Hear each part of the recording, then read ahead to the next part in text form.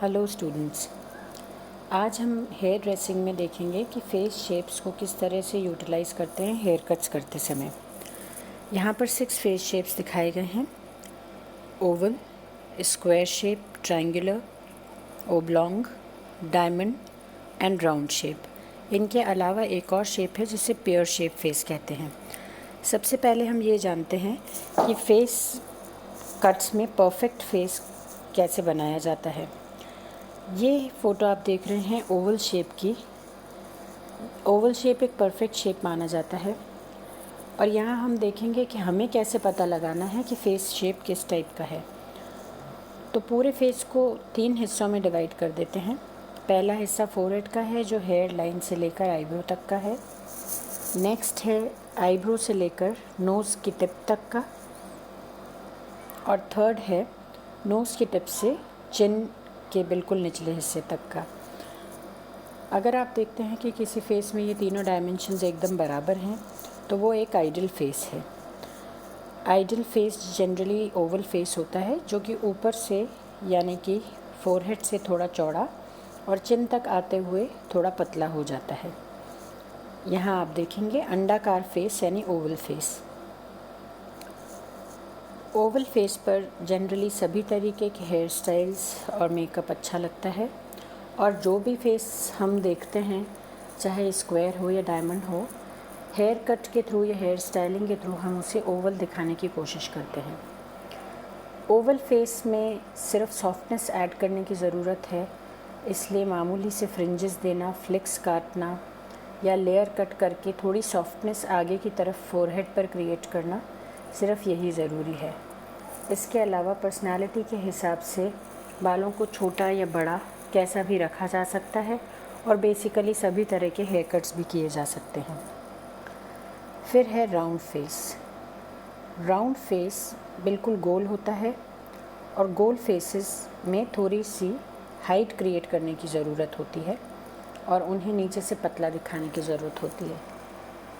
तो round faces यदि बहुत चब्बी नहीं हो तो उनमें शॉर्ट हेयर कट्स बहुत अच्छे लगते हैं, क्योंकि शॉर्ट हेयर कट्स में जैसा कि आप इस चित्र में देख सकते हैं ऊपर हम काफ़ी वॉल्यूम दिखा सकते हैं और नीचे का फेस उससे पतला दिखने लगता है।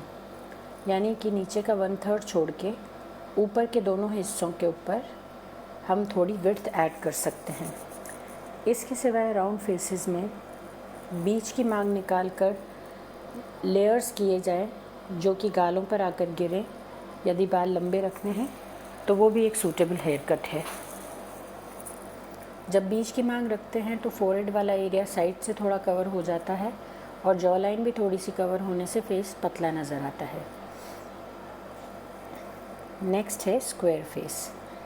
स्क्वायर फेस में जॉ लाइन काफ़ी चौड़ी होती है और जब आप पूरे फेस का प्रपोर्शन देखते हैं तो उसमें जॉ लाइन आपको खास करके नज़र आती है, क्योंकि वो दोनों साइड से कुछ अधिक निकली हुई होती है और फोरहेड भी ऐसे फेसेस पर साइड की तरफ चौड़ा होता है।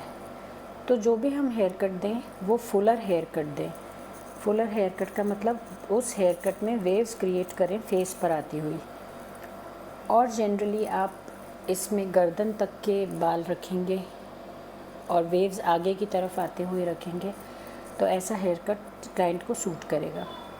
इसके सिवाय यदि आप लंबे बाल रखना चाहते हैं तो स्टेप कट या रिवर्स बॉब कट, जिसमें कि काफ़ी सारी स्टेप्स फेस के आसपास आएँ और लॉन्ग लेंथ में भी कुछ बाल हमेशा आगे रखे जाएं, तो ऐसा हेयर कट भी एक इल्यूजन क्रिएट करता है और ख़ास कर पे जॉ लाइन पर अगर बाल रखे जाएं थोड़े तो वो सुंदरता दिखाता है। कुछ आप इस फेस के अंदर ऊपर से हाइट क्रिएट कर सकते हैं ताकि ध्यान जॉ और चौड़े माथे पर से हट के बीच के फीचर्स पर रह सके। नेक्स्ट है पियर फेस। पियर फेस नीचे से चौड़ा और फोरहेड से सकड़ा होता है। इसमें फोरहेड पर काफ़ी अंदर तक बाल होते हैं। पहली चीज़ तो यही की जा सकती है कि हम फोरहेड के बालों को हटाएं, थोड़ा थोड़ा बीच के बालों को हटाएं और आईब्रोज़ की टिप तक करीब करीब बालों को शेव ऑफ कर दें या थ्रेडिंग कर दें या वैक्सिंग कर दें। एक तरीका तो यही हो सकता है और दूसरा तरीका ये है कि ऊपर के जो फोरहेड है उस पर जहाँ तक बाल आ रहे हैं कोशिश करें कि उसी तरीके से बाल थोड़े जॉ लाइन के आसपास भी बिखरे हुए आएँ। ऐसे में ऑल ओवर स्टेप कट एक अच्छा ऑप्शन हो सकता है और भरे भरे बाल कंधों तक रहें जिससे कि फेस पर सॉफ्टनेस दिखाई दे, तो इस तरीके का कैरेक्टर भी बनाया जा सकता है।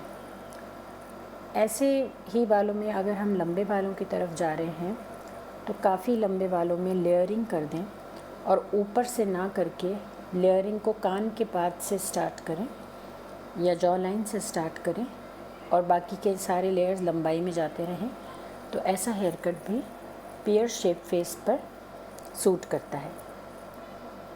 Next is oblong face. Oblong face में माथा और चिन दोनों बराबर के होते हैं, यानी कि बीच का हिस्सा छोटा होता है और नाक से लेकर चिन तक का और आईब्रो से लेकर ऊपर हेयर लाइन तक के हिस्से बराबर होते हैं।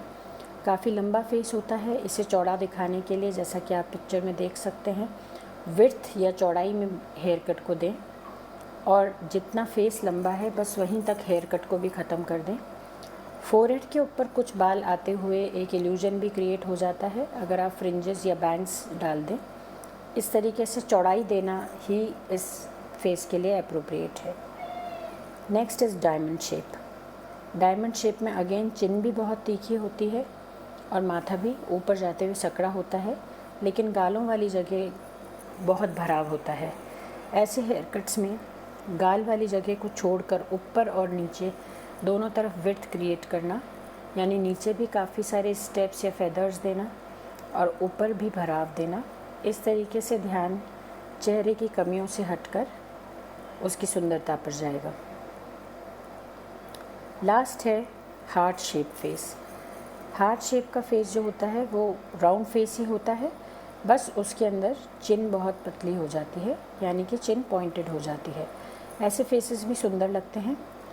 इनमें भराव देने वाले हेयर कट्स भी किए जा सकते हैं और स्ट्रेट हेयर है तो उन्हें बिल्कुल सीधा भी रखा जा सकता है। इसमें माथे की चौड़ाई को यूज़ करें और गालों को थोड़ा सा ढकें। तरह तरह के कई haircuts heart shape face पर किए जा सकते हैं। बस ध्यान रहे कि गाल वाली जो जगह है या जॉ लाइन जो है उसे किसी तरीके से सुंदरता देनी है या फिर थोड़ा थोड़ा सॉफ्टनेस देते हुए नीचे आना है, तो ये फेस स्वतः ही सुंदर लगने लगता है। यहाँ आप देखेंगे कुछ फेसेस जिससे आपको अंदाज़ा लग सकता है कि आप जब हेयर कट करने वाले हों तो किस तरीके से जज करें। Thank you.